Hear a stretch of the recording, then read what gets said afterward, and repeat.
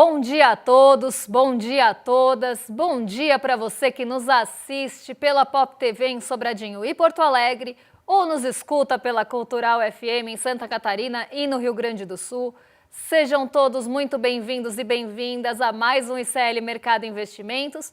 E hoje a gente tem um programa especial, como toda semana, a gente vem trazendo um convidado para comentar algum assunto que esteja aí na boca do povo ou que esteja sendo comentado no noticiário. E hoje a gente vai falar de um assunto que acredito eu que seja de interesse de todo mundo e inclusive interesse do nosso bolso aqui, do bolso do trabalhador brasileiro, porque a gente vai falar de tarifa zero. E a gente trouxe um convidado muito especial para conversar sobre esse assunto com a gente, que é o professor Roberto Andresi. Ele vai participar aqui do programa conosco para discutir como é que fica a viabilidade dessa proposta, quais são aí os mitos também que a gente tem que desconstruir em relação a isso e tirar as dúvidas de todo mundo em relação a esse assunto que é tão importante de ser discutido. Bom dia, professor. Seja muito bem-vindo aqui ao nosso programa. Bom dia, Débora. É uma alegria estar aqui com vocês. Vamos lá, professor. Vamos começar tirando o elefante da sala, porque eu acredito que essa pergunta é a que a nossa audiência está se fazendo, e principalmente quando se fala de transporte de graça. Inclusive, nessa semana, uma matéria estampou a capa do Estadão falando justamente sobre esse assunto, chamou o assunto de bomba fiscal. Por outro lado, o Haddad se pronunciou também, falando ali que precisaria da neutralidade da proposta para que ela pudesse acontecer.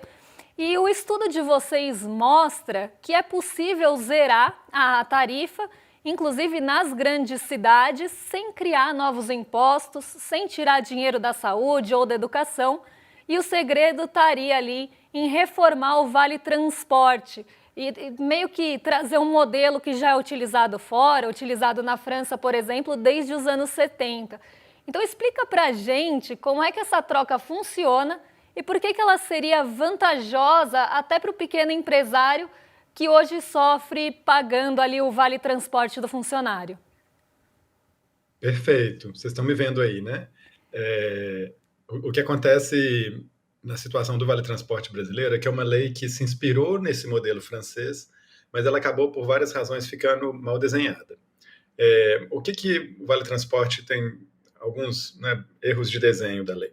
Um é que ele coloca a contribuição para o Vale Transporte vinculada ao valor da tarifa.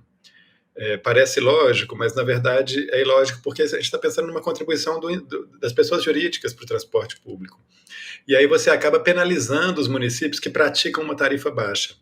Então, se o município consegue reduzir a tarifa com maior eficiência, etc., ele arrecada menos, né, com esse setor das pessoas jurídicas. O segundo problema é você debitar uma parte do salário dos trabalhadores, o que tira o poder de compra, né, dos trabalhadores, principalmente os trabalhadores de renda mais baixa, que tem até 6% do seu salário debitado pelo Vale Transporte. E o terceiro problema é que ele é obrigatório, né, para o empregador, mas ele é facultativo para o empregado. Então, a pessoa que trabalha numa empresa, ela escolhe se ela quer solicitar ou não o Vale Transporte. O que a conjunção desses três elementos faz, né? Primeiro, ela afasta e cria uma situação mais difícil para trabalhadores que moram longe das regiões centrais, porque pode ficar mais caro o custo de deslocamento deles e eles acabarem sofrendo algum tipo de preconceito, né, na hora da contratação, não por questões pessoais, mas pelo fato do local de moradia onerar mais para aquele emprego, né? Mas faz principalmente com que o trabalhador que ganha salários a partir de 2 ou 3 salários mínimos não escolha contribuir com o Vale Transporte. Porque se você ganha R$ 4.000 e 6% do seu salário pode ser debitado, isso são R$ 240. Isso é quase que todo o Vale Transporte. Não vale a pena para aquele trabalhador contribuir. Então, o que esse resulta? Resulta que você tem os trabalhadores de salário mais baixo todos contribuindo com o Vale Transporte, os empregadores, muitas vezes, aqui em Belo Horizonte, eu vejo pagando R$ 400, R$ 500 por mês, porque a pessoa pega 2 ônibus para ir e voltar. E os salários médios e altos não contribuindo. Então, a gente tem uma base arrecadatória muito menor do que poderia ser. A gente sabe que o Vale Transporte arrecada hoje aí cerca de 25 a 30 bilhões por ano, mas poderia arrecadar muito mais se todos os empregadores contribuíssem, inclusive o setor público. O meu empregador, né, eu sou professor da UFMG, mas também a Receita Federal, o Tribunal de Justiça, a Assembleia Legislativa, a Câmara Municipal, todos esses empregadores poderiam contribuir muito mais com o sistema de transporte. Então, quando a gente aplica esse modelo, né, agora trazendo para a sua pergunta, a gente aplica esse modelo que existe na França desde 1971, chamado Versement Transport. Ele funciona da seguinte maneira: os empregadores todos vão contribuir para o transporte com uma taxa fixa, não tem variação, não tem que fazer cálculo, não tem variação de onde o empregado mora, é sempre uma taxa fixa, mais ou menos no valor do Vale Transporte hoje. Mas você vai ter 9 descontos por CNPJ. Então, você tem uma empresa com 9 funcionários, você não paga com até 9 funcionários. Você tem uma empresa com 20 funcionários, você paga por 11. Sempre tem um desconto de 9 taxas. Aplicando esse modelo no Brasil e colocando, né, o cálculo com todas as empresas e os empregados que existem no país hoje, nos 700 municípios com mais de 50 mil habitantes, seria possível arrecadar 80 bilhões de reais aplicando esse modelo. Isso é mais que suficiente para financiar a tarifa zero, já considerando o custo atual e o aumento de demanda. Então, o governo tem uma oportunidade única nas mãos e o mercado, né, para concluir essa primeira parte da pergunta, o mercado não precisa ficar preocupado, como a gente tem visto aí na capa de jornais e tal, porque não é possível implementar essa política somente ajustando uma política hoje de arrecadação que é mal desenhada, sem criar um imposto novo e sem disputar recurso do Tesouro. E até trazendo um pouco aqui para a vida real, para a realidade das pessoas, muitos brasileiros, e o estudo de vocês aponta isso, muitos brasileiros compraram a moto ali até como uma forma de liberdade. E o estudo mostra que a venda das motos explodiu, subiu 58% em 10 anos, enquanto o ônibus foi perdendo espaço, perdeu quase 30% dos passageiros. A gente sabe que hoje o ônibus é caro, é demorado. Se a gente zerar a tarifa no futuro, isso seria suficiente para convencer, por exemplo, o trabalhador, a pessoa que sai de moto, a deixar o transporte em casa? Ou a gente corre o risco de ter um transporte gratuito que continua vazio porque é considerado lento e desconfortável? Perfeito, essa pergunta é muito importante. A gente pode respondê-la olhando para as cidades que implementaram tarifa zero. Calcaia, que é a maior cidade no país com tarifa zero, ela tinha 18 mil viagens por dia no transporte público. 18 mil passageiros rodando a catraca, pagando R$ 4 por viagem. Depois que ela implementou a tarifa zero, ela chegou a 90 mil viagens por dia. Então, você vê o tamanho da demanda reprimida, né, do número de pessoas que optaria por esse modo de deslocamento, mas não opta porque a tarifa não é competitiva, porque ou você não tem recurso para pagar a tarifa, ou o seu dinheiro se aplica melhor pegando uma moto ou Uber Moto, etc. Então, a gente, nas cidades com tarifa zero, essa taxa de aumento da demanda de 3 a 4 vezes, ela é bem recorrente. A gente viu em São Caetano do Sul, em várias cidades que implementou a política. De outro lado, a gente precisa também tornar o ônibus mais rápido. E para isso, a principal política ela nem é complicada, ela é simples, mas poucas prefeituras têm assim, a coragem mesmo de fazer, porque é uma disputa, né? Que é criar os corredores exclusivos de ônibus, né? Aquela faixa em que somente o ônibus pode circular, em que se o automóvel entrar ali, ele recebe uma multa. Quando você faz isso, a velocidade do transporte público ganha, e aí você passa a ter 2 atratores para a pessoa deixar o carro, a moto em casa e ir para o ônibus. Porque é de graça, ou é mais barato, e porque você chega mais rápido, né? Você não fica no engarrafamento. Com essas 2 políticas sendo conjugadas, a gente consegue recuperar muito passageiro que hoje está em moto, gerando, né, se arriscando em acidentes. A gente tem uma epidemia de acidente de moto no Brasil. Ou está em automóvel, né, gastando um recurso que é caro principalmente para classe C, né, para classe média brasileira, e que também está gerando congestionamento, poluição, né, deseconomia urbana, perda de tempo de todo mundo. Então, tem um benefício coletivo quando a gente consegue trazer as pessoas para o transporte público. Eu acho que isso, até né, pensando nesse aumento que pode acontecer de demanda, acho que isso leva até para um medo muito comum que pode estar, inclusive, no imaginário da nossa audiência, que vai pensar, pô, mas se pagando R$ 5 o ônibus vem lotado, imagina se for de graça, eu vou virar ali uma sardinha espremida naquela lata do ônibus. E vocês falam disso num ponto que eu considero, no estudo, vocês tocam nesse ponto que eu considero importantíssimo, que o problema hoje é o empresário do ônibus que ganha por passageiro. Então, para ele, o ônibus cheio ali é sinônimo de lucro. Como a proposta faria essa mudança de lógica e como garantir que com a tarifa zero o empresário vai colocar mais ônibus na rua e não só lucrar com esse veículo lotado, como é o caso hoje? Hoje a gente tem quase que um bônus superlotação, né? Quer dizer, quanto mais cheio tiver o ônibus, mais o empresário de ônibus ganha. Isso está errado, porque você tem que contratar essa empresa de ônibus pelo custo que elas têm. Então, se o custo é motorista, é óleo diesel, ou ônibus elétrico, né, energia elétrica, gasto de pneu, empenho da frota, etc., isso tudo tem que ser calculado e gerar um custo por quilômetro. Nas 140 cidades que têm tarifa zero no Brasil, todas hoje em dia pagam por quilômetro. Você não tem mais essa relação confusa entre passageiro e custo, porque passageiro não é custo. Se o ônibus circular sozinho ou circular com 30 passageiros, o custo para a empresa é o mesmo. A variação é mínima, né? Por causa do peso do ônibus, um tempo de parada um pouquinho maior. Mas o custo mesmo são os outros elementos. E quando você, então, passa a implementar essa política em que a empresa é remunerada pelo serviço prestado, por quilômetro rodado, o interesse do empresário de ônibus se inverte. Ele passa a ter, por interesse empresarial dele, ofertar mais, porque para ele ele não vai aumentar a receita ou aumentar o lucro dele ofertando menos, como ele faz hoje, em muitos casos. Então ele passa a ter interesse de ofertar mais, mas a prefeitura tem que sempre regular essa demanda. Mas essa é a maneira correta de se contratar empresas de ônibus, de ofertar um serviço melhor para a população. Claro que quando você faz tarifa zero, você tem que aumentar a oferta, porque tem mais gente usando. Mas não tem que aumentar a oferta no tamanho do aumento de demanda. Então eu falei que em Calcaia, por exemplo, cresceu em 4 vezes o número de passageiros nos ônibus, mas a oferta cresceu cerca de 50%.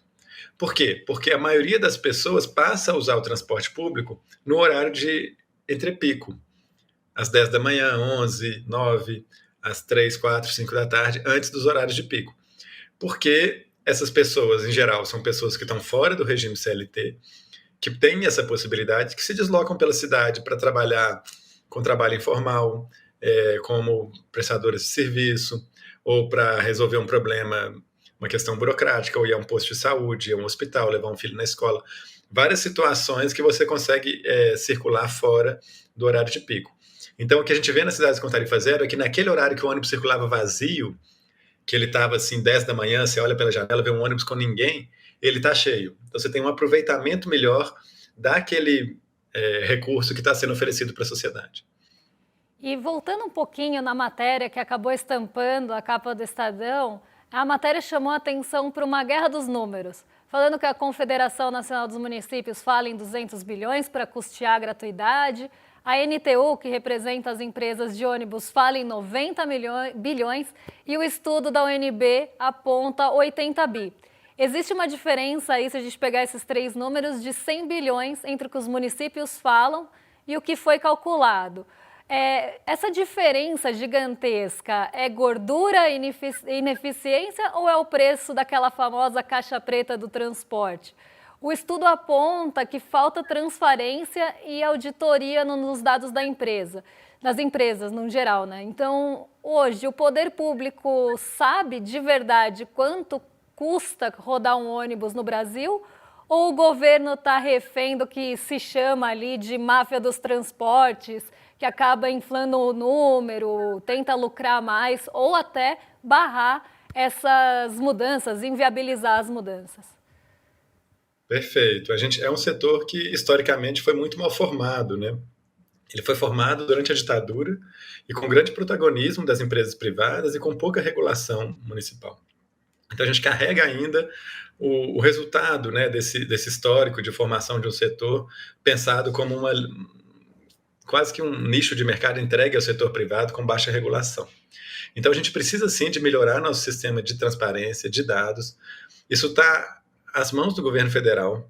O governo federal já tem um sistema de dados de mobilidade urbana que está no Ministério das Cidades e basta uma política um pouco mais incisiva para que, né, os municípios, se obrigue os municípios a subirem os dados, sob penalização de que senão não recebem algum tipo de incentivo, para que o governo tenha os dados, né, de uma forma muito consolidada. No nosso estudo, né, da UNB com o FMG e USP, nós fizemos um cálculo bastante aprimorado, tentando olhar para a quilometragem, para a produção, né, de cada um desses 700 municípios, tentando pegar dados muito detalhados, e acaba que ele ficou próximo da NTU. Porque a NTU, com 90 bilhões, eles estão falando da tarifa zero nacional em todo o Brasil. E a gente chegou em 78 bilhões para os 700 municípios com mais de 50 mil habitantes. A gente sabe que com menos de 50 mil habitantes a gente tem pouca oferta de transporte, mas tem também. Então a gente está numa proximidade ali. Mas sem dúvida é um setor que precisa ser aprimorado na perspectiva da gestão pública, da regulação e da transparência de dados, e o governo federal tem condições de fazer isso no curto prazo, inclusive para desenhar de uma forma mais detalhada uma política de tarifa zero. E pensando até nesse curto prazo, quase ali como um futuro mais próximo, vocês não estão propondo aqui, né, uma revolução do dia para a noite, e até o estudo sugere um começo gradual para isso, um começo gradual do Programa Nacional. Já para 2026, começando com alguns investimentos ali de 5 bilhões para testar modelo em algumas cidades escolhidas. Que tipo de cidade seria a candidata ideal para esse primeiro teste? Você falou aí de algumas cidades, né, dos 50 mil habitantes, tudo. Seria esse o primeiro passo? Seria uma capital, uma cidade média? Onde a gente poderia ver esse laboratório acontecer primeiro? Até com uma vitrine para o restante do Brasil. Eu acho que é possível implementar esse laboratório em diversos contextos. No estudo, a gente joga luz nas regiões metropolitanas em que há integração tarifária, né? Porque isso fica mais... Você já tem um sistema integrado entre aquela capital e o acesso às cidades do entorno. Então, ali, Recife, Aracaju, Goiânia, né, regiões metropolitanas que poderia haver uma implementação mais fácil.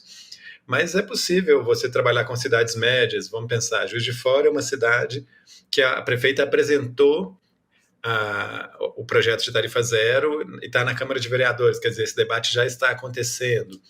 Ou mesmo Rio de Janeiro é uma cidade em que o prefeito é o presidente da frente de prefeitos, né, e está à frente de um debate de mobilidade urbana. Estão fazendo um bom trabalho no Rio de Janeiro em torno de melhoraram muito a licitação, eles não estão mais pagando daquela forma que a gente falava, pagando por passageiro, estão pagando por quilômetro, quebraram a licitação. Quer dizer, o Rio de Janeiro está fazendo um trabalho regulatório e de gestão do transporte interessante que permitiria implementar uma tarifa zero, talvez com mais transparência, mais facilidade de controle desses dados e dos gastos públicos. Acho que cabe ao governo federal fazer essa avaliação, mas no estudo a gente traz um pouco esses cenários. E até entrando um pouco, né, naquela proposta das empresas, como é que elas contribuiriam, né, com o número ali de funcionários, isso acaba isentando boa parte de empresas pequenas e cobrando mais das empresas que vão ter mais funcionários, cobrando das maiores. Isso pode ser muito ali inteligente e tudo, mas a gente sabe que, inclusive, quem tem poder político e econômico no Brasil são grandes corporações, inclusive no Congresso. E essa proposta do Programa Nacional, começando ali, mirando já em 2016, pensando nesse cenário, você acredita que tem capital político em Brasília no ano eleitoral para aprovar a mudança? Uma mudança que vai mexer no bolso dessas grandes empresas que têm esse poder político e econômico e têm seus representantes ali no Congresso, mesmo que desonere a folha de pagamento no longo prazo? Então, ali talvez um descasamento do curto e longo prazo, como é que fica essas empresas que acabam tendo lobby no Congresso? Elas vão aceitar, na visão de vocês, mais facilmente isso no curto prazo, mesmo que vá desonerando no longo? A gente viveu esse debate da tarifa zero em Belo Horizonte. Nesse momento, a gente conversei muito com entidades patronais. E mesmo grandes supermercados hoje, eles gastam R$400 de vale transporte por funcionário por mês e ainda contratam uma empresa terceirizada para fazer a gestão desse vale transporte para evitar fraude, que o funcionário coloque o endereço errado para ter um vale transporte maior. Então é uma dor de cabeça para esse setor. E o que a proposta faz, ela não cria um gasto novo para esse setor. Ela simplesmente modifica esse gasto, cria um novo Vale Transporte. Ao invés de você, o empresário, pagar o Vale Transporte, contratando o bilhete direto da empresa, ele paga uma taxa para o governo, que o valor estimado está muito parecido. Foi estimado em R$ 250 por mês por funcionário. Quando você desonera até 9 funcionários por empresa, 83% das empresas ficam isentas dessa taxa. No entanto, você está abrindo mão de somente cerca de 20%, acho que um pouquinho mais, 25% das contribuições. Então, um saldo em que você também não está onerando tanto os que estão contribuindo. Eu acredito que é muito parecido com o que o governo fez na reforma do imposto de renda. Quer dizer, para você desonerar a base da sociedade, tanto os trabalhadores quanto o pequeno empreendedor, você faz com que aqueles que têm mais condições contribuam um pouquinho a mais, mas não é nada de exorbitante. A gente não está falando aqui de nenhuma revolução, nem de uma taxação ultra, né, nem de um imposto super alto para esses grandes. É algo parecido com o que já se gasta hoje. E pensar também que o setor público hoje não contribui. Então, ou contribui muito pouco. Então, o setor público vai passar a dividir essa conta com o setor privado. A gente não está falando somente do setor privado, a gente está falando de todos os empregadores, todas as pessoas jurídicas que empregam, contribuindo para financiar o transporte no Brasil todo, com uma taxa que é muito parecida com o que se gasta no Vale Transporte. A gente viu recentemente prefeitos de cidades que adotaram a tarifa zero tiveram uma taxa de reeleição altíssima, quase de 89%. É uma medida que indiscutivelmente é muito popular. Esse tema deixou, inclusive, muitas vezes de ser pauta da esquerda e passou a ser trunfo de centrão, né? Foi ali cooptada por esse centrão, gestores até mais conservadores. A tarifa zero corre o risco de virar uma medida implementada de qualquer jeito para ganhar voto, sem planejamento técnico e fontes de custeio, como a CTP que vocês desenharam. Como a gente blinda isso? Como a gente blinda essa política pública? E aí eu já quero até pegar uma dúvida aqui da audiência para pegar um gancho, porque eu vi que ela apareceu com recorrência. Como esse planejamento também englobaria os motoristas e os trabalhadores dos ônibus para eles não entrarem num sucateamento também. Então eu já faço as duas perguntas juntas. Quando eu conversei com os motoristas de ônibus de cidades com tarifa zero, estão todos muito satisfeitos, porque eles não têm que lidar mais com dinheiro, gestão de dinheiro ali, né, o risco de ter algum problema, faltar, e também com risco de assalto, e nem com controle de passageiros, que é uma dor de cabeça, para o motorista ter que ficar gritando para o passageiro que ele não pode pular a catraca e tal, brigando com o passageiro, etc. Então eles ficam todos muito satisfeitos com essa mudança. Como geralmente tem aumento de oferta, você acaba gerando mais emprego, né, para os motoristas. Agora sim, a gente precisa de uma regulação nacional. Então, porque até estou vendo aqui imagens de Maricá. Maricá é uma cidade em que a tarifa zero é muito bem implementada, é um município com mais recursos e que tem uma gestão que tem uma empresa pública de transporte, eles têm uma gestão bastante avançada, assim, em qualidade de regulação, oferta, controle de horários, etc. E tem outros municípios que não têm essas mesmas condições ou não executam a política com os mesmos critérios. Então, o governo federal implementar a tarifa zero, criar esse subsídio, criar esse sistema que foi colocado no estudo, ele tem todas as condições de condicionar os repasses aos municípios à entrega de padrões de qualidade do transporte, de transparência de dados, de utilizar sistemas de acompanhamento por GPS, de fornecer número máximo, né, tá cumprindo o número máximo de passageiros por metro quadrado. Enfim, criar critérios de desempenho, obrigar os municípios a cumprirem esses critérios de desempenho para receberem os recursos. Então, a maior vantagem de se estruturar uma política nacional é garantir com que a política em cada município respeite padrões mínimos de qualidade, coisa que a gente não tem hoje. A gente tem 138 municípios, tem experiências muito interessantes, mas cada um executa a política à sua maneira, sem um sistema regulatório que garanta que todos eles respeitam padrões mínimos de qualidade. E eu acho que aqui, para a gente já encaminhar para o final e fechar essa conversa, até retomando um pouco do que você falou lá no comecinho da entrevista, eu queria que você ajudasse a audiência a imaginar uma coisa que o estudo acaba abordando ali, que é a tarifa zero colocar mais dinheiro no bolso das famílias. Em Belo Horizonte, 20% da renda dos mais pobres vai para transporte. mas também, né, seguindo naquela linha de reduzir os acidentes e a poluição. Se tudo der certo e a gente conseguisse implementar esse modelo, como você visualiza a alma das cidades daqui a 5 ou 10 anos e o que muda nessa dinâmica de uma metrópole quando a catraca deixa de ser uma barreira e deixa de pesar também no bolso, porque fica mais renda disponível para a população, inclusive girar a economia ali quase num efeito multiplicador. Perfeito. O que a gente vê nas cidades com tarifa zero é uma mudança social muito intensa, para a população mais pobre, principalmente. Pessoas que não iam ao posto de saúde fazendo suas consultas, pessoas que não iam ao centro fazer compra no supermercado, que o dinheiro da passagem fazia diferença para fazer coisas básicas, ir a um curso noturno, visitar um parente e visitar um parque, um equipamento público de uma cidade. Em Calcaia, no Ceará, eu conheci pessoas, ali é uma cidade praiana, município litorâneo. Eu conheci pessoas que nunca tinham ido à praia, porque moravam mais na região interiorana do município, que dá alguns quilômetros da praia, e que nunca tinham tido a oportunidade de ir à praia, porque aquele dinheiro sempre faltava para outra coisa. E esse impacto no comércio que você pergunta, ele já é documentado em pesquisas. Vários desses municípios relatam pela própria prefeitura ou pela Câmara de Dirigentes de Lojistas aumento de venda no comércio após a tarifa zero.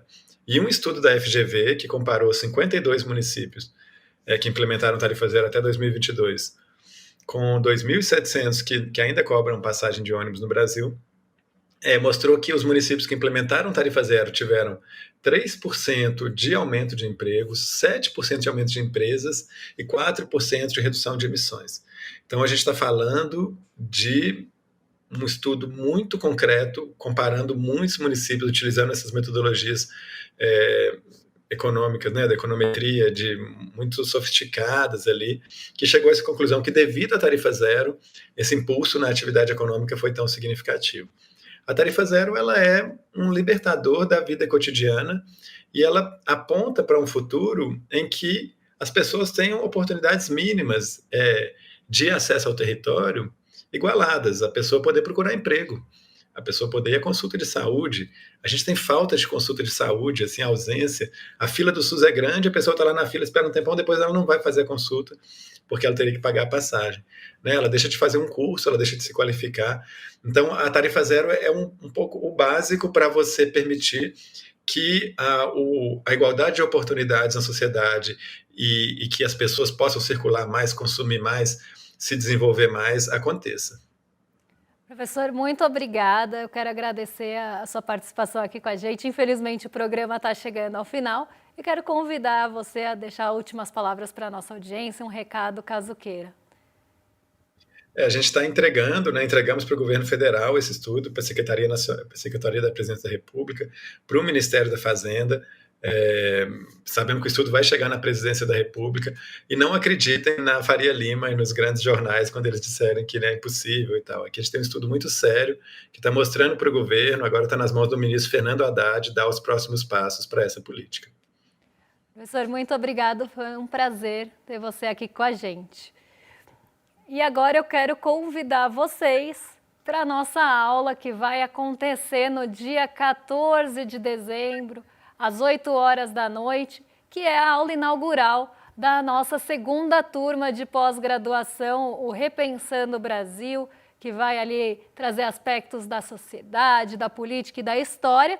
E hoje a gente teve chá revelação no N1. Inclusive, quando a professora entrou no N1, eu falei, era ela da silhueta, e era mesmo. Então hoje a gente já começa a ter a revelação dos novos professores dessa segunda turma e no dia 14 vocês vão ter ainda mais novidades. Quer ficar por dentro de tudo isso? É só se inscrever em iclmercado.com.br ou apontar o celular para o cantinho da tela que tem o QR Code e vocês podem assistir essa aula inaugural de forma gratuita e conhecer todos os detalhes dessa nossa segunda turma de pós-graduação. Agora eu entrego nossa programação, não o programa, mas eu entrego a programação para o Rolê CL. Vocês estão em mais do que excelente companhia com os nossos vizinhos de cima. O William Deluca e Guga Noblar já estão a postos para receber vocês. E eu volto amanhã para trazer o que mexe com o nosso bolso, com a nossa bolsa e com as nossas vidas. E hoje também no rolê vocês vão dar rolê com Sara Azara, além de William De Luca e Guga Noblar. Um beijo e até amanhã. Imagina a gente juntar numa mesma pós-graduação o ex-ministro Renato Giannini, o Gessé Souza, a Marilena Chauí, o Lindener Pareto, enfim, os maiores intelectuais do Brasil. Ah, Eduardo, você tá falando da pós-Repensando o Brasil, né? É isso mesmo. Eu tô falando da pós-Repensando o Brasil, que foi o maior sucesso esse ano, com uma turma de mais de 5.000 alunos e alunas que estão encantados com o curso. Só que pro ano que vem, a gente tem ainda mais novidades. Imagina a gente colocar nesse grupo o João César Castro Rocha. Imagina a gente colocar ainda várias outras novidades que vão fazer a pós de maior sucesso do Brasil ficar ainda melhor. Tudo isso vai ser anunciado no dia 14 de dezembro, um domingo, às 8 horas da noite. Posso te dar um spoiler? Você vai querer participar. Um abraço e até lá. O ICL está em todo lugar, na palma da sua mão, na TV da sua casa e até nos seus ouvidos. Para ir além da manchete e mergulhar com apuração e contexto de verdade, acesse iclnoticias.com.br. Siga o ICL, compartilha e vem com a gente. Informação para quem pensa.